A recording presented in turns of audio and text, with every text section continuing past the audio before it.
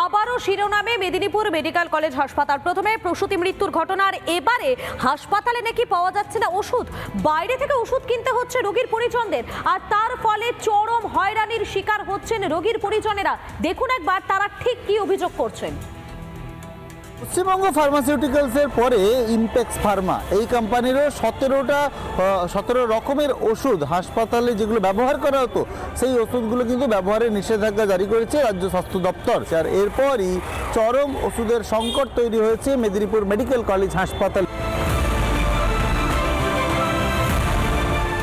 মেদিনীপুর মেডিকেলে চরমে ওষুধের সংকট। স্যালাইন থেকে ওষুধ প্রায় সবই গাঁটের কড়ি খসে বাইরে থেকে কিনতে হচ্ছে রোগীর পরিজনদের। এই যে রোগীর হাতে দেখতে পাচ্ছেন, রোগীর পরিবার তার হাতে দেখতে পাচ্ছেন, ঠিক এইভাবেই স্যালাইন কিনে আনতে হচ্ছে। একদম নর্মাল স্যালাইন, দেখুন এনএস লেখা রয়েছে, নর্মাল স্যালাইন।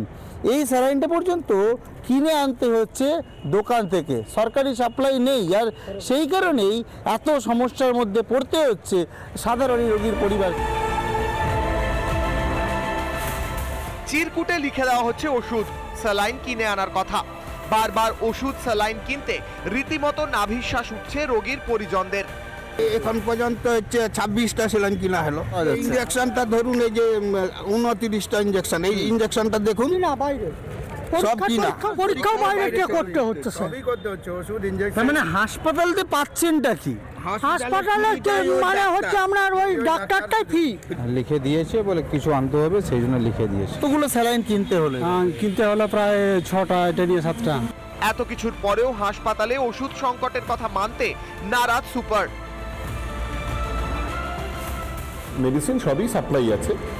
এখন ব্যাপারটা হচ্ছে একটা কন্টিনিউয়াস একটা জানেন একটা তো মানে টপসি-টাইপি চলছে, খুব এক্সিজেন্সিতে কিছু একটা হয়তো ক্যাটলিস্টে নেই, পেশেন্টের স্বার্থের কথা ভেবে হয়তো কখনো এরকম হয়ে থাকতে পারে। I am not very sure.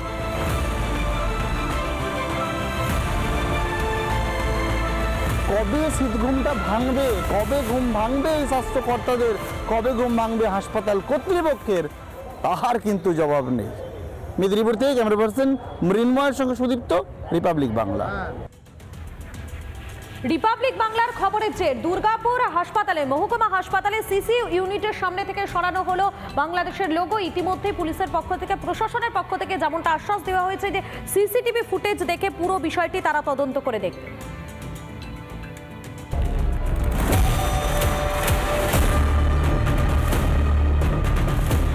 পশ্চিমবঙ্গের স্বাস্থ্য দপ্তরের বিজ্ঞাপনে বাংলাদেশের লোগো। দুর্গাপুর মহকুমা হাসপাতালে সেই ছবি রিপাবলিক বাংলায় সম্প্রচার হতেই সমালোচনার ঝড় শিল্প শহরে। প্রশ্ন ওঠে, বিশ্ব বাংলা লোগোর বদলে কি করে ব্যবহার হচ্ছে বাংলাদেশের লোগো। রিপাবলিক বাংলায় খবর সম্প্রচার হতেই শুরু হয় তৎপরতা। খবরের জেরে পোস্টার সরাতে বাধ্য হয় হাসপাতাল কর্তৃপক্ষ। শুনলাম এরকম একটা পোস্টার টাঙানো নাকি হয়েছিল, তারপর আমি আমার ইউনিটে খবর নিলাম, সেখানে এখন আর নেই, সেটা খুলে দিয়ে চলে গেছে। তা এবার যদি ঘটনা ঘটো, তা আমাকে সিসিটিভি রয়েছে, আমি এবার ক্যামেরাটা চালিয়ে করে এবার দেখে নেবো যে কারা বা কি তারা এগুলো করবে। ঘটনাটা দেখি, প্রথম নিজের একটা ডিপার্টমেন্টে একবারই করি।